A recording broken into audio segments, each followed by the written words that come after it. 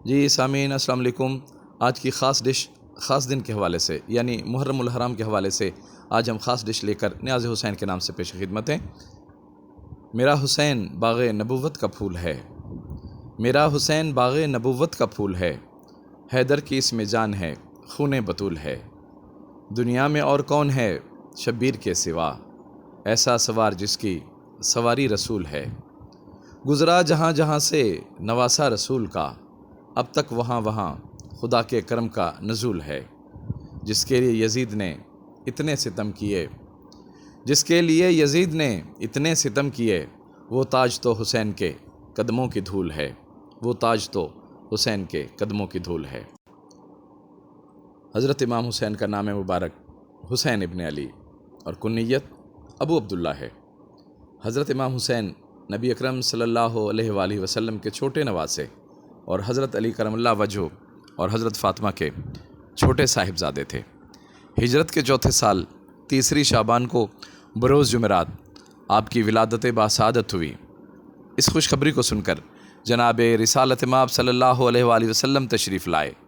بیٹے کو گود میں لے کر دائیں کان میں اذان دی اور بائیں کان میں اقامت کہی اور اپنی زبان منہ میں دے دی، اور اس طرح حضرت امام حسین کی پہلی غذا رسول اکرم صلی اللہ علیہ وآلہ وسلم کا لعاب دہن قرار پایا۔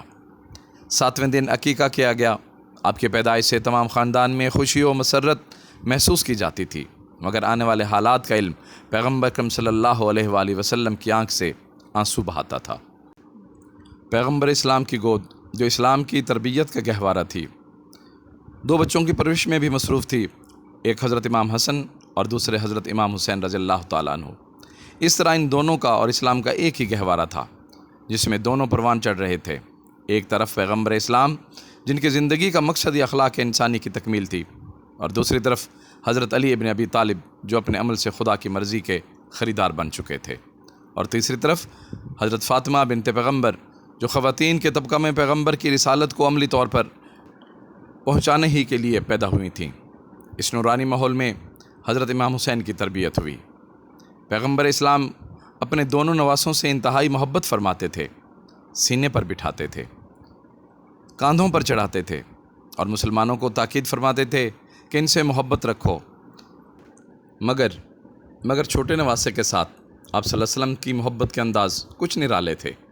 ایسا ہوا کہ نماز کی حالت میں امام حسین علیہ السلام پشت مبارک پر آ گئے تو سجدہ میں طول دے دیا، یہاں تک کہ بچہ خود بخوشی پشت پر سے علیحدہ ہو گیا۔ تب جا کر کہیں سر مبارک سجدے سے اٹھایا۔ کبھی خطبہ پڑھتے ہوئے امام حسین مسجد کے دروازے سے داخل ہونے لگے اور زمین پر گر گئے تو رسول گرامی صلی اللہ علیہ وآلہ وسلم نے خطبہ قطع کر دیا اور ممبر سے اتر کر بچے کو زمین سے اٹھایا اور پھر ممبر پر تشریف لے گئے اور مسلمانوں کو متنبہ کیا کہ دیکھو یہ حسین ہے، اسے خوب پہچان لو اور اس کی فضیلت کو یاد رکھو۔ رسول گرامی صلی اللہ علیہ وآلہ وسلم نے یہ الفاظ بھی خاص طور پر فرمائے تھے کہ حسین مجھ سے ہے اور میں حسین سے ہوں۔ حضرت امام حسین عبادت، زہد، سخاوت اور کمال اخلاق سے اس درجہ پر فائز تھے کہ دوست دشمن سبھی اس حقیقت کے قائل تھے۔ امام حسین کے دروازے پر ہمیشہ مسافروں اور حاجت مندوں کا سلسلہ برابر قائم رہتا تھا اور کوئی سائل محروم واپس نہیں ہوتا تھا۔ اسی وجہ سے امام حسین کا ایک لقب ابو المساکین ہو گیا تھا۔ امام حسین کی وہ یادگار قربانی جو تا قیامت یاد رکھی جائے گی، وہ جو 10 محرم کو آپ نے اسلام کی سربلندی کے لیے اپنا پورا خاندان اللہ کی راہ میں قربان کر دیا تھا۔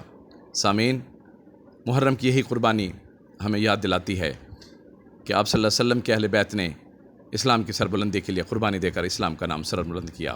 اپنی دعا میں یاد رکھیے گا۔ بہت شکریہ۔ اللہ حافظ۔